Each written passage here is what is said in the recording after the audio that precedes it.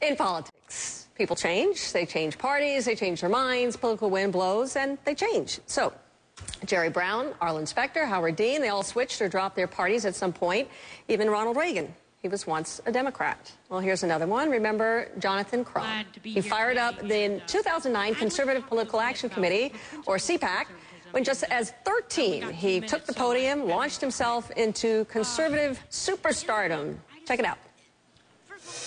Conservatism is not about the party, because the party's merely the shell. It's the inside, it's the filling that really means something. So I want to get that straight. But in the book, I define conservatism, and as I believe it is fit, upon 4 categories of principle: respect for the Constitution, respect for life, less government, and personal responsibility. Jonathan Krohn, he joins us right here in Atlanta. Good to see you. Good to see you. We were talking about this before. Tell me a little bit about when you take a look at that tape, when you see your performance, your thoughts, your political leanings. What do you feel? Well, you know, I think that when I was 13 and I gave that speech, I really feel that I didn't really understand what I was talking about. It was really more of me repeating a lot of what I've heard, you know, throughout my life in Georgia.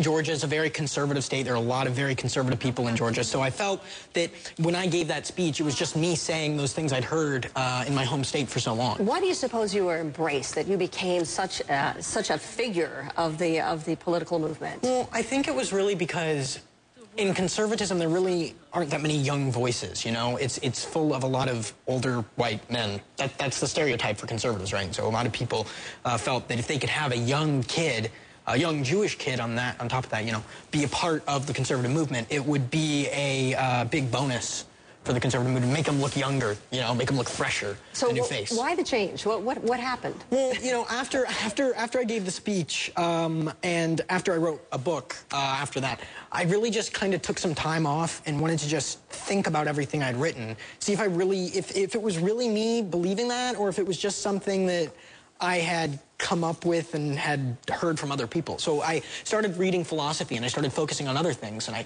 philosophy really is what did it for me, because I started reading people, German philosophers like Immanuel Kant, Nietzsche, so on and so forth, and then started getting into more modern philosophers like David Chalmers and Saul Kripke. And I started taking that, and I became more interested in something else. And it gave me a breather from politics. So it took my mind off of that, and it gave me a new way of looking at things. And you write here in this article, and I want to quote you here because it's kind of satirical in a way too. Yeah, but you say now I'm just another white comic book collecting, sci-fi watching, film obsessed, satirizing, sort of stereotypical Jewish nerd who's never been laid. Yes, that's correct. Like, that is true. Really? That is true. And on the topic of comic book collecting, I love your mug right there. Your Wonder Woman mug right there. Yes, the Wonder Woman mug. Yeah. I'm a little bit of a nerd myself. Absolutely. Well, 2 peas in a pod.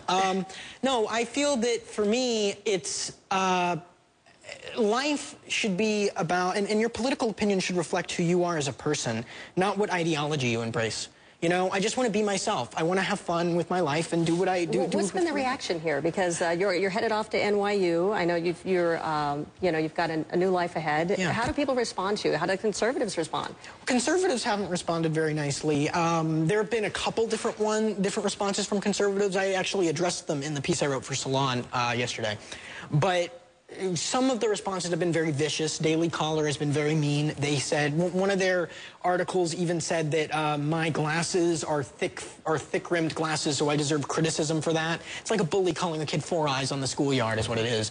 And there's a kid that, you know, they have, Fox News on the Fox 5. They said I should be left in the woods as a baby. You know, there are various things like that.